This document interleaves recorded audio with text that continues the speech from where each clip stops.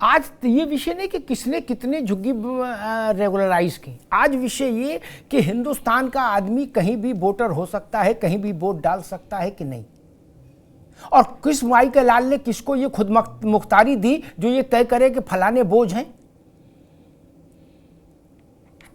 वाजिद अली शाह के समय का कौन है? अरे ये बहादुर शाह जफर के समय का कौन है यहां दिल्ली में? बताइए। दिल्ली तो पूरा भारत है भाई, ये मिनी इंडिया है। मैंने आम आदमी पार्टी के बता दिए, शीला जी दिल्ली में थी, उनका ब्याह हो गया विनोद दीक्षित के साथ, जो उमा शंकर दीक्षित के बेटे थे, उस नाते उत्तर प्रदेश के थे। लेकिन उन्होंने जो वक्तव्य दिया उस वक्तव्य की कीमत तो चुकानी पड़ेगी, और चुकाई, कांग्रेस ने चुकाई कीमत। उन्होंने घाट कितने बनाए, कितने स्कूल बनाए, अस्पताल बनाए, वो तो अरविंद केजरीवाल भी गिनाते हैं कि हमने ये बनाया वो बनाया। वो सब ठीक है, वो जनता ने फैसला किया ना कि शीला जी नहीं, हटाओ इनको, तो हटा दिया। शीला जी का सूर्यास्त हुआ उसी घाट से तो अरविंद केजरीवाल का सूर्य उदय हुआ। वही तो मैं कह रहा हूं कि शीला जी का सूर्यास्त हुआ तो उसके साथ साथ कांग्रेस के माथे से सिंदूर पुछ गया दिल्ली में, और कांग्रेस उस स्थिति में पहुंच गई कि उपस्थिति ही नहीं रही विधानसभा में। सोचिए, इसलिए मैंने कहा उसको उसी दृष्टि से समझिए। खेमचंद शर्मा जी, आप बिल्कुल जैसे होता है ना कि बल्लेबाज ने कोई एक हल्का सा गलत शॉट खेला और जो बगल में फील्डर खड़ा उसने कूद के कैच लिया, फिर जो इतना उल्लास होता है, बोले गुरु अब मजा आ गया। मैं वैसे ही भाव भाजपा में देख रहा हूं, बोले गुरु अब लड़ाई आ गई। ठीक क्या? शीश महल में भी उतना मजा नहीं आ रहा था, इसमें मजा पूरा है। क्या? क्योंकि इमोशनल इशू है। शीश महल में चकल्लस थी, ये थोड़ा आदमी के मन को आहत करता है। जो उत्तर प्रदेश से है, बिहार से है, दिल्ली में, वो कहता है भाई क्या नॉनसेंस है, ये लोग हमारे मालिक हैं कि हमको बताएंगे कि हम क्या करें। तो उस ढंग का एक भाव मुझे लग रहा है आपके चेहरे पर, बीजेपी के चेहरे में उल्लास देख रहा हूं। इसीलिए बीजेपी ने खेमचंद शर्मा को नहीं उतारा, पहले उनने सीधे जगत प्रकाश नड्डा को उतार दिया। क्या? राष्ट्रीय अध्यक्ष बोले आप ओपनिंग बैट्समैन बनो, फिर बाकी पार्टी चलेगी। नहीं खेमचंद जी, और आम आदमी पार्टी वाले कह रहे कि हम तो सोते जगते हमेशा पूर्वांचली भाइयों का सम्मान करते, बाकी कुछ करते ही नहीं है। फिर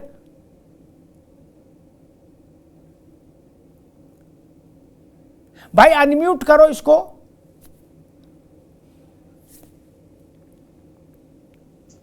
नमस्कार अमिताभ भाई। जी नमस्कार। प्रेशर में केजरीवाल जी के मुंह से सच्चाई बाहर आ गई, जो वो पूरे उत्तर प्रदेश वासियों से, बिहार वासियों से, क्योंकि उत्तर प्रदेश और बिहार वासी उनको वोट नहीं देते, उनको घास नहीं डालते, इसीलिए वो जो नफरत है अंदर मन में वो बाहर आ गई, और साफ साफ डर दिखाई देता है कि वो हारने जा रहे हैं। पहले कहते थे कि वोट काट रहे हैं, अब कह रहे हैं कि पूर्वांचलियों की वोट ऐड करा रहे हैं, या उत्तर प्रदेश वालों के वोट ऐड करा रहे हैं। मैं खुद उत्तर प्रदेश का रहने वाला हूं। हमारे लोग यहाँ पे काम करते हैं, टैक्स देते हैं, कंट्रीब्यूशन देते हैं, हर क्षेत्र में यहाँ पे बड़ा बड़ा योगदान दे रहे हैं, और आप ये कह रहे हैं कि भाई वो इलीगल है।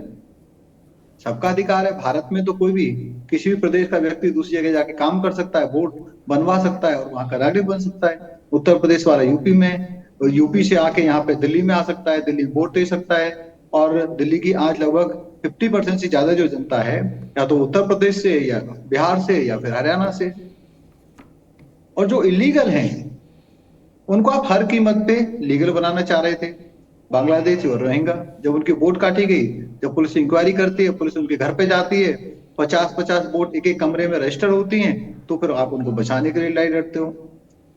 आज जो डर है इनका हारने का, वो इनसे, इनकी जो सच्चाई है वो उगलवा रहा है, और उसी के कारण केजरीवाल जी ने ऐसा कहा। केजरीवाल जी डरे हुए हैं कि जो नई वोट बनी हुई है, अरे क्या नई वोट बनेंगी नहीं। और मैं दूसरी चीज पूछना चाहता हूँ कि यूपी और बिहार वालों की वोट अगर ऐड हुई है, तो क्या आपको लगता है कि यूपी और बिहार वाले आपको वोट नहीं करेंगे? आप तो यूपी में लंबे समय से रहे, आपको तो यूपी में कहते हैं कि संजय सिंह आते हैं, बहुत बड़ा आपका वहां पे ऑर्गेनाइजेशन है, तो आपने पहले से मान लिया कि यूपी और बिहार वाले आपको वोट नहीं करेंगे, पूर्वांचली समाज आपको वोट नहीं करेगी, तो फिर आप पहले से हारे पड़े हो। तो मैं ऐसा मानता हूं कि आम आदमी पार्टी ने गिव अप कर दिया है, लड़ाई से पहले उन्होंने सरेंडर कर दिया है, और उसके बहुत सारे एग्जाम्पल हैं।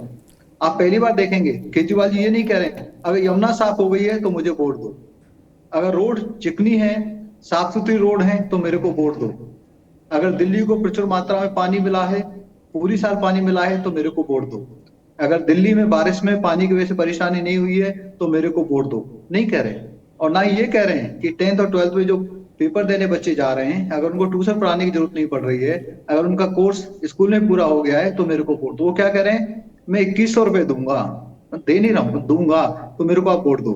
मैं 18,000 रुपए पुजारियों को दूंगा, ग्रंथियों को दूंगा तो आप मेरे को वोट दो।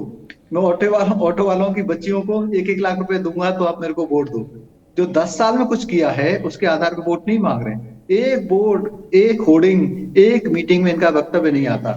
ये इनकी हार का सबसे बड़ा एग्जाम्पल है, सबसे बड़ा एक प्रदर्शन है। और मैं मानता हूं कि अब की बार भाजपा सरकार आ रही है और आपदा जा रही है। ठीक, आकाश वर्मा जी, अभी हफ्ते भर के भीतर आपने 2 स्टैंड ले लिए। एक बार आपने कहा कि भाजपा जो है वो पूर्वांचलियों के वोट कटवा रही है, उसके मेरे ख्याल से 3 दिन बाद आपने स्टैंड ले लिया, 4 दिन बाद, कि भाजपा उत्तर प्रदेश बिहार वालों को, पूर्वांचलियों को लाके उनके वोट जुड़वा रही है। एक तो विषय ये आपने 360 डिग्री पर अपने को घुमा कैसे लिया, क्यों लिया, एक ये बताइए। और दूसरा एक प्रश्न और भी है, जिस बात को खेमचंद जी भी कह रहे कि भाई मान लीजिए यूपी और बिहार के लोग भी हैं क्या, तो उनको इसलिए वोट देने का अधिकार दिल्ली में नहीं दिया जाएगा कि आम आदमी पार्टी की उनसे नाराज है। और आप क्यों नाराज हैं, या आपको उनसे क्या डर है? उड़ीसा का भी आदमी दिल्ली में वोटर है, तमिलनाडु का भी आदमी दिल्ली में वोटर है, बंगाल का भी आदमी वोटर है, पूरे हिंदुस्तान भर का आदमी दिल्ली में वोटर है, कहां का नहीं है? वर्मा जी। जी देखिए, जो अभी आप बात कह रहे थे जी, मैं उसको सुन रहा था। जेपी नड्डा जी ने पूरी सदन में कहा कि रोहिंग्या दिल्ली में घुस रहे हैं और हम उनके वोट काट रहे हैं। जब पता लगा, जब आप लोगों के चैनल के माध्यम से ही हमने प्रेस कॉन्फ्रेंस करके लोगों को बुला के दिखाया कि भैया एक राम कुमार नाम का आदमी है जिसका वोट काटा गया है, ये कहकर कि रोहिंग्या है, तब ये भाजपा की बात पकड़ने वाली है कि ये कैसे गलत बात कर रहे हैं। रोहिंग्या बता रहे थे इनके किसी व्यक्ति का, जैसे मेरी बात सुन लीजिए, पहले भी मेरा टेक्निकल इशू हुआ था, मेरी बात करता है, मैं आपके बीच में नहीं बोल रहा था, फिर मैं आपको बोलने दूंगा, आप मुझे जानते हैं, लिख के देते हैं, पड़ोसी लिख के देते हैं आकाश भाई, तो उनका वोट करता है। कुछ लोगों का इस तरीके से वोट कर रहा है और आप उनको एग्जाम्पल बनाओगे तो नहीं चलेगा। नहीं बोलने दूंगा अगर आप बीच में टोकेंगे तो। नहीं, एक मिनट उनकी बात आ, खेमचंद भाई उनकी बात आ जाए, एक मिनट ले मुझे हैंडल कर दीजिए, 1 मिनट खेमचंद आप रुकिए। आकाश वर्मा, ये टोन खराब है, इस टोन को तत्काल बदल लीजिए कि फिर मुझे आप जानते हो मैंने ये टोन नहीं बाबू, नहीं, अभी तो आपकी कुछ उम्र ही नहीं, अभी तो आप सीख रहे हो यार, मुझे जानते हैं इसलिए। अरे मैं जानते को क्या, आप कोई हम लोग रोज गामा पहलवान हो क्या यार? बोले जानते हैं आप क्या हो? नहीं, मैंने ये कहा, जब बात करते हो ऐसी टोन है, बोले हमको जानते हो, अरे आप क्या हो भाई? मैंने कहा कि मैं यही है आम आदमी अभी तो आप, अरे रुकिए भाई, अभी आपकी क्या उम्र है? यही चेहरा असली। और सार्वजनिक जीवन में ये भाव होगा क्या कि हमको जानते हो फिर हम बोलने नहीं देंगे? ये स्कूल में बच्चे करें तो अच्छा लगता है दोस्त। मैंने इनसे ये कहा, मैंने आप फिर मेरी बात का गलत, मैंने इनसे ये कहा अगर ये मेरे बीच में बोलेंगे तो ये मुझे जानते हैं, मैं भी इनको बोलने नहीं दूंगा। और मैं फिर कह रहा हूँ बीच में बोलेंगे तो मैं भी इनको बोलने नहीं दूंगा। आपने मुझे अपने चैनल पे बुलाया, मुझे बोलने दीजिए, मैं इनसे भी ये कह रहा हूँ। जी देखिए, जहां तक भारतीय जनता पार्टी की बात है तो इनके राष्ट्रीय अध्यक्ष खुद पूर्वांचल से आए भाई बहनों का वोट कटाते हैं, उनको बांग्लादेशी बता देते हैं। मैंने अभी आपको कागज दिखाया कैसे विजय गोयल जी, फौजी बोले थे, उनकी बात आ जाने दो, खेमचंद जी उनकी बात आ जाने दो फिर। जी कहते हैं ये झुग्गी झोंपड़ी में रहने वाले लोग आते हैं, 2 महीने काम करते हैं, फिर यहीं पे बच जाते हैं। कैसे इनके बिदुड़ी जी जो हो सकता है इनके सीएम कैंडिडेट होंगे, वो कैसे अपने पार्टी के ही पूर्वांचल के नेता की पिटाई कर देते हैं, जिसके अगेंस्ट में हमने प्रोटेस्ट किया था 2018 में। ठीक है आकाश वर्मा, ठीक। अब बात करते हैं हमारी पार्टी की, हमारी पार्टी ने, आम आदमी पार्टी ने अब तक दिल्ली में सबसे ज्यादा पूर्वांचल के लोग विधायक बनाए। इस बार भी हमने 12 लोगों को, ठीक है। 12 पूर्वांचली लोगों को टिकट दिया है, जबकि भारतीय जनता पार्टी ने अपने 28 की लिस्ट में से एक भी पूर्वांचलियों को नहीं दिया। ठीक है आकाश वर्मा, अब रुकना होगा, अब रुकना होगा बाबू, अब 1000 से ज्यादा ठीक है, अब रुकना होगा। अरे भाई संजय सिंह और दुर्गेश अरे रुक जाओ यार संजय सिंह, रुक जाओ भैया, अब रुक जाओ, अब रुक जाओ। मैं मानता हूं इससे कोई बहुत फर्क नहीं पड़ता कि कितने उम्मीदवार आप किस इलाके से दे रहे हो। सामान्य जन, उस इलाके के सामान्य जन के प्रति आपका भाव क्या है वो महत्वपूर्ण है। महाबल मिश्रा को हम खड़ा कर दे तो कहें पूरे पूर्वांचली एड्रेस हो गए, ऐसा नहीं होता ना। समाज अलग है, कुछ चेहरे अलग है। जो बात आम आदमी पार्टी के प्रवक्ता कह रहे थे, रुक जाओ भैया जी, उस बात में मुझे एक बात समझ नहीं आई कि रमेश बिधूड़ी ने किसी एक्स को मारा, वो उसका डोमिसाइल पूर्वांचल का था क्या? इससे अरविंद केजरीवाल का ये वक्तव्य जस्टिफाई हो जाएगा? बोले रमेश बिधूड़ी ने मारा था रामलाल को और रामलाल बेगूसराय से आया था, तो इससे बात जस्टिफाई हो जाएगी क्या? अरे गाड़ी की पार्किंग पर दिल्ली में रोज झगड़ा होता है।